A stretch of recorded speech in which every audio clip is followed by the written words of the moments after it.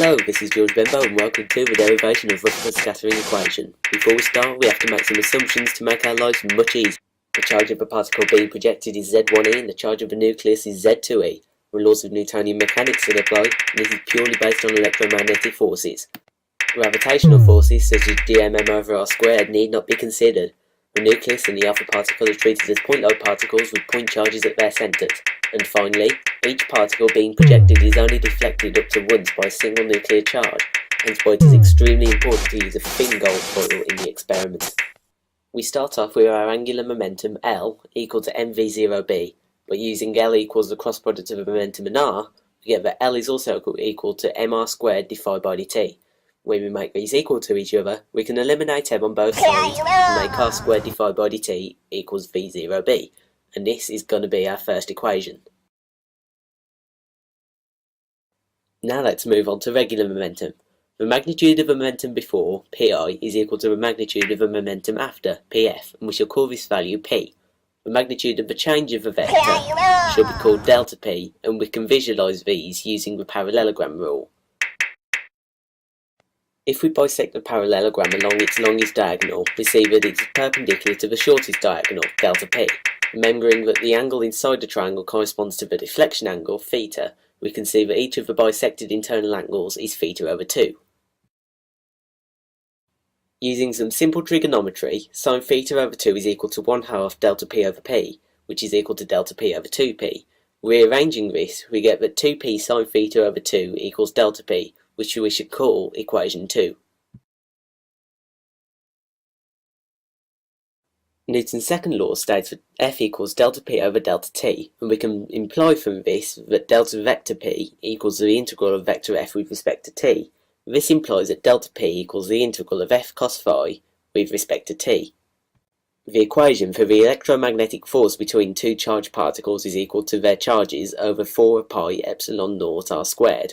When we substitute this back into our original equation for delta p, we get that it is equal to the integral of z1e, z2e, cos phi all over 4 pi epsilon naught r squared with respect to t. Every component in the force apart from r remains constant, so we can take these out of the integral, and with some rearranging inside the integral, we get that delta p is equal to z1 z2 e squared over 4 pi epsilon naught multiplied by the integral of dt over dr squared multiplied by cos phi. You'll see why it's important to place dt where it is in a bit. Rearranging equation 1, we see that dt over r squared is equal to dphi over v0b. Substituting this into our equation for delta p, we get z1 z2 e squared over 4 pi epsilon naught multiplied by the integral of dphi cos phi over v0b. Rearranging the quantities inside the integral, we get 1 over v0b cos phi with respect to phi with currently undefined limits. In order to define these limits, we use the fact that the sum of the limits plus the deflection angle is equal to pi, and the upper limit is equal to the negative of the lower limit. From this, we get that the limits are plus or minus pi minus theta over 2.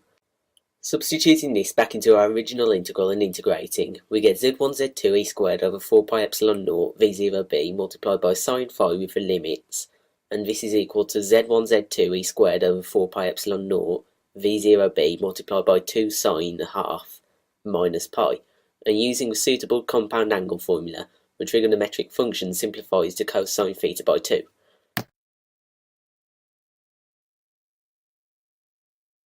We now have two different expressions for delta p, so we can set them equal to each other and rearrange for b. We get that b is equal to z1 z2 e squared over 4 pi epsilon naught pv0 tan theta over 2.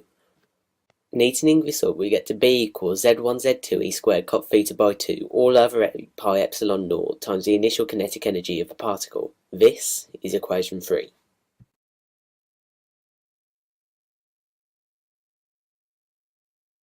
Using the fact that the kinetic energy is equal to the force divided by d0, the distance of closest approach, we can make d0 the subject and make the value of b much more compact. b equals d0 over 2 cot theta by 2 is not necessary for the calculations, but it makes them much more compact. Now let's talk about flux. Flux, F, is the number of incident particles arriving per unit area per second at a given target. The number of incident particles with impact parameters between b and b plus dB is equal to the flux multiplied by the area between concentric circles of radius b and b plus db respectively. The number of incident particles, dn of b, is equal to f pi times b plus db squared minus b squared. This simplifies to f pi 2b db plus db squared. Since db squared approaches 0, it is considered negligible, and dn of b is expressed as f pi b db.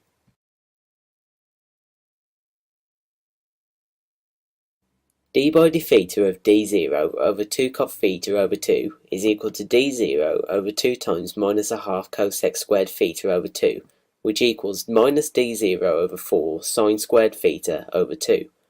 d by d theta of b is simply db by d theta, which is minus d0 over 4 sine squared theta by 2. Consequently, db equals minus d0 over 4 sine squared theta over 2 d theta. We can now write an expression for the number of incident particles in terms of theta instead of b. dn of theta equals f2 pi d0 over 2 cot theta over 2 times minus d0 4 sine squared theta over 2 d theta. This simplifies down to f pi d0 squared over 4 times cot theta by 2 over sine cubed theta by 2. dn of theta equals f times the differential cross section d sigma. Therefore, dn of theta over f d theta equals d sigma by d theta, which equals pi d0 squared over 4 times cosine theta over 2 divided by sine cubed theta over 2. Typically, the differential cross-section is denoted in terms of a solid angle, omega, which comprises of a scattering angle, theta, and the azimuthal angle, phi. The omega is equal to sine theta d theta d phi. Using the double angle formula for sine 2x, this is equal to 2 sine theta by 2 cosine theta by 2 d theta d phi.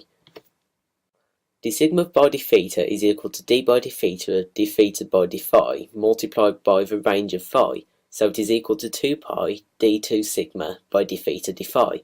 We can rearrange it to find that d2 sigma by d theta d phi is equal to 1 over 2 pi multiplied by d sigma by d theta, which is equal to d0 squared over 8 multiplied by cos theta by 2 over sine cubed theta by 2.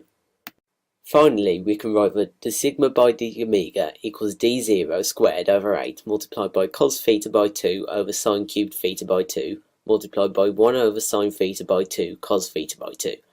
The cos functions cancel out, so we are left with d0 squared over 16 sine to the 4 theta by 2.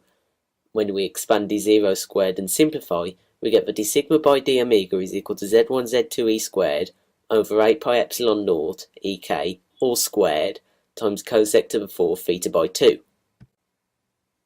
And we are done. Finished. Finito. QED. We have derived Rutherford's scattering equation. Thank you very much for listening. Limits. We use the fact that the sum of the limits plus the deflection angle is equal to